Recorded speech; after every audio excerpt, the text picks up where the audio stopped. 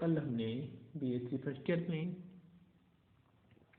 Paper third के अंतर्गत जो टॉपिक डिस्कस किया था क्रोमोसोम्स। इसमें हमने क्रोमोसोम्स के स्ट्रक्चर, उसके फंक्शन आदि को डिस्कस किया था। आज हम क्रोमोसोम्स जो टॉपिक आपका चल रहा था उसके अंतर्गत ही एक न्यू टॉपिक स्टार्ट करने जा रहे हैं, स्पेशल टाइप ऑफ क्रोमोसोम्स। इसमें काफ़ी बार शॉर्ट नोट आता है स्पेशल टाइप ऑफ क्रोमोसोम्स में। स्पेशल टाइप क्रोमोसोम्स जो होते हैं वो 3 प्रकार के होते हैं। 3 प्रकार में पहले जो होते हैं पॉलीडीन क्रोमोसोम्स या सलाइवरी ग्लैंड क्रोमोसोम्स। दूसरे क्रोमोसोम होते हैं लैंप ब्रश क्रोमोसोम्स और थर्ड होता है सुपर न्यूमेररी।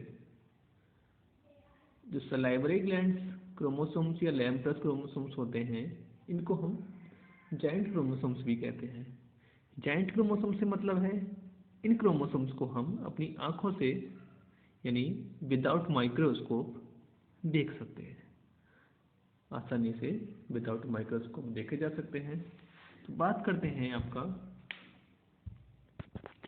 जो पहला टॉपिक है स्पेशल टाइप ऑफ क्रोमोसोम्स में सलाइवरी ग्लैंड क्रोमोसोम्स या पॉलीडीन क्रोमोसोम्स। सबसे पहले हम इसके स्ट्रक्चर की बात करते हैं।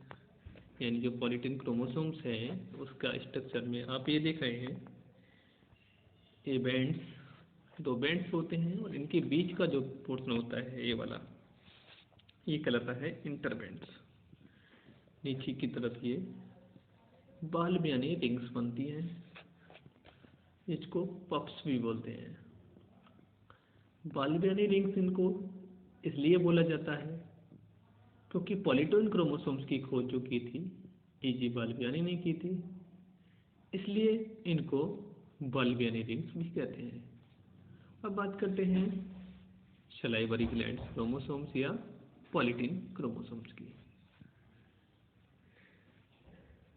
सबसे पहले इनकी डिस्कवरी के बारे में बात करते हैं। तो इन क्रोमोसोम्स को E.G. बाल्बियानी ने 1881 में खोजा था।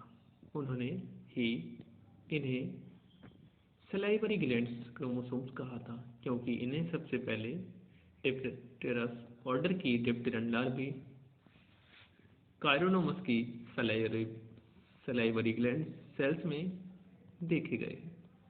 बाद में ये क्रोमोसोम अन्य ऑर्गन्स में भी देखे गए, जैसे जर्मिनल एपिथेलियम, मैंडिबल, ट्यूब्यूल्स आदि। यानी जो पॉलीडीन क्रोमोसोम थे E.G. बाल्बियानी ने सन 1881 में सर्वप्रथम कायरोनोमस लार्वाe के सलाइवरी ग्लैंड के सेल्स के अंदर देखा था। इनको पॉलीडीन नाम देने का श्रेय कॉलर को जाता है। यानी कॉलर नामक जो साइंटिस्ट था उसने इसको पॉलीडीन क्रोमोसोम्स नाम दिया। अब बात करते हैं ओरिजिन के बारे में। इन क्रोमोसोम्स की उत्पत्ति पॉलीटेनिक होती है। इसके क्रोमोनिमिटा में लगातार माइटोसिस होती जाती है। 9 से 10 बार माइटोसिस के फलस्वरूप क्रोमोनिमिटा की संख्या हजारों में पहुंच जाती है।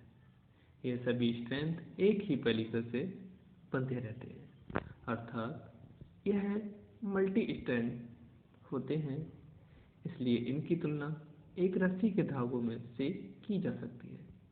धागों की संख्या 512 से लेकर 1600 तक रिकॉर्ड की गई है।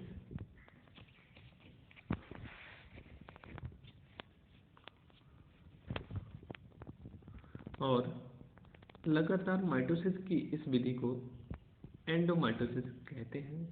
अब बात करते हैं स्ट्रक्चर की। स्ट्रक्चर जो हमने पहले डिस्कस किया था, पॉलीडीन क्रोमोसोम्स का स्ट्रक्चर बताने का श्रेय पेंटा ब्रिज तथा H. वार्नर को जाता है, एच बैनर को जाता है। इनके स्ट्रक्चर को निम्न भागों में बांटा जा सकता है। तो जो पॉलीटीन क्रोमोसोम्स होते हैं, इसके स्ट्रक्चर को हम 3 पार्ट्स में डिवाइड कर सकते हैं। वो 3 पार्ट्स कौन कौन से हैं जो हमने अभी स्ट्रक्चर में देखा था?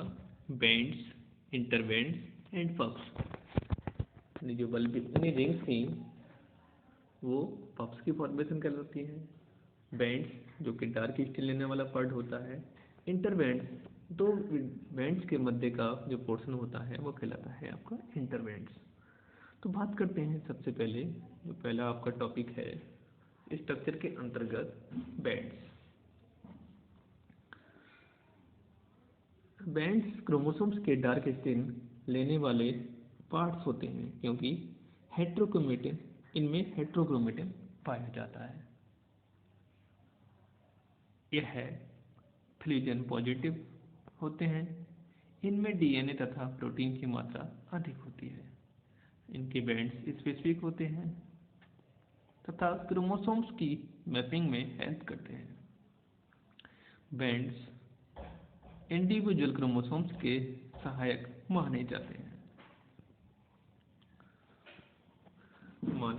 सकते हैं। बैंड्स का पैटर्न दोनों होमोलोगस क्रोमोसोम्स में एक जैसा होता है, इसलिए कोशिका विभाजन के दौरान यह बैंड टू बैंड पेयरिंग की अनुमति देते हैं। यह जेनेटिकली एक्टिव होते हैं।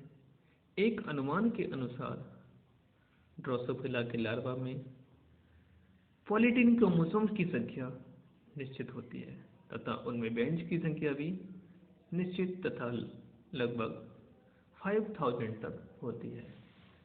लगभग 5000 के आसपास होती है। अब बात करते हैं सेकंड पॉइंट, इंटरबैंड्स। दो बंध के बीच में इंटरबैंड्स होता है। इंटरबैंड्स हल्का स्टेन लेने वाले भाग होते हैं।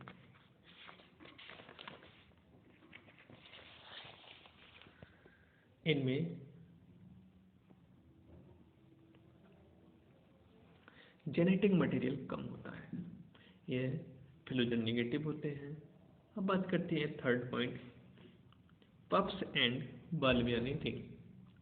डेवलपमेंट के टाइम पर बैंड्स व इंटरबैंड्स से लेटरल साइड पर कुछ आउटग्रोथ या बाल्बियानी रिंग्स बनती हैं।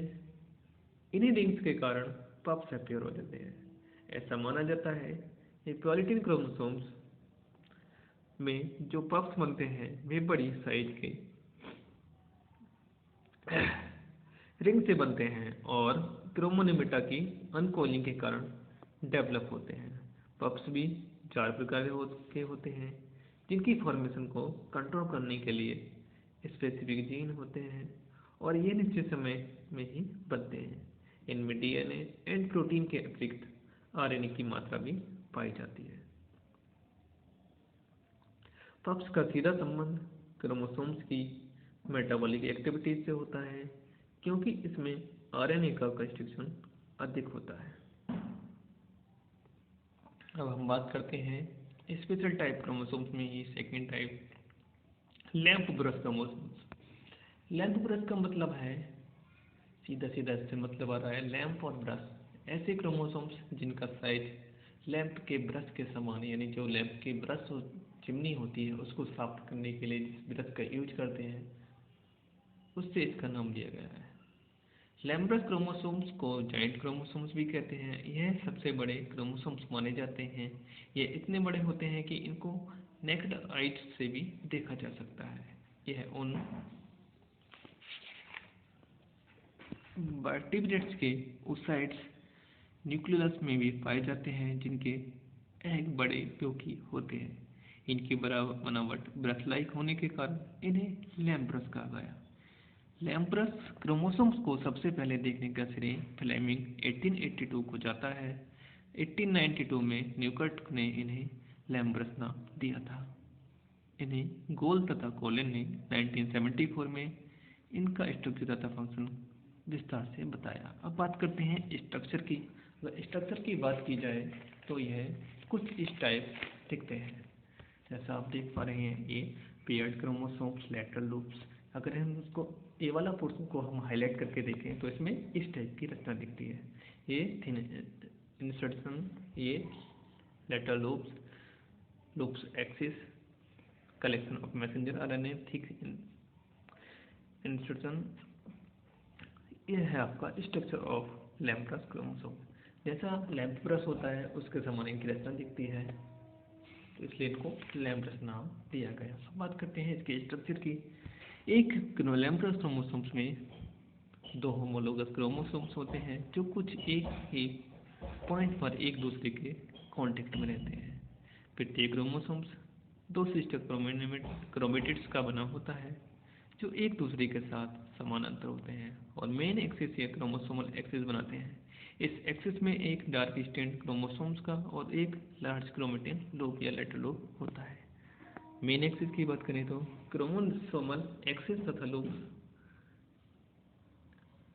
एक्सिस डीएनए के बने होते हैं। इनमें क्रोमोमियर्स पेयर्स में पाए जाते हैं। प्रत्येक क्रोमेटिड्स से एक क्रोमोमियर्स होता है। ये हेट्रोक्रोमेटिन के बने होते हैं और इनएक्टिव होते हैं। Next, lateral loops. यह क्रोमोमियर्स से बनते हैं और प्रत्येक क्रोमोसोम्स में इनकी संख्या 1000 तक होती है। प्रत्येक लूप क्रोमेटिड्स की एक्सिस की साइड से एक्सटेंड करता है। क्योंकि 2 क्रोमोसोम्स होते हैं, एक क्रोमोसोम्स 2 क्रोमेटिड्स का होता है, इसलिए एक निश्चित लोकस पर प्रत्येक लेटर लूप्स की 4 कॉपी होती हैं। प्रत्येक लूप डीएनए का बना होता है और यह जिस मैट्रिक्स से घिरा होता है वह एमआरएनए तथा प्रोटीन से बनता है। इन क्रोमोसोम्स का चीफ फंक्शन सलाइवा का सिक्रेशन होता है। अब बात करते हैं supernumerary, the third type of chromosomes. कुछ प्लांट तथा एनिमल्स के न्यूक्लियस में सामान्य एक या एक से अधिक अतिरिक्त क्रोमोसोम्स पाए जाते हैं। इन क्रोमोसोम्स की सहायक क्रोमोसोम्स या अधिसंख्यक क्रोमोसोम्स कहते हैं। इन क्रोमोसोम्स को सर्वप्रथम विल्सन ने 1905 में मेटापोडियम इंसेक्ट में देखा था। इस प्रकार गुणसूत्र का स्वभाव एवं ओरिजिन के बारे में कोई निश्चित मत नहीं है। तो आज हमने पीएससी फर्स्ट ईयर में स्पेशल टाइप ऑफ क्रोमोसोम्स को डिस्कस किया। कल हम आपका न्यू टॉपिक डिस्कस करेंगे। धन्यवाद।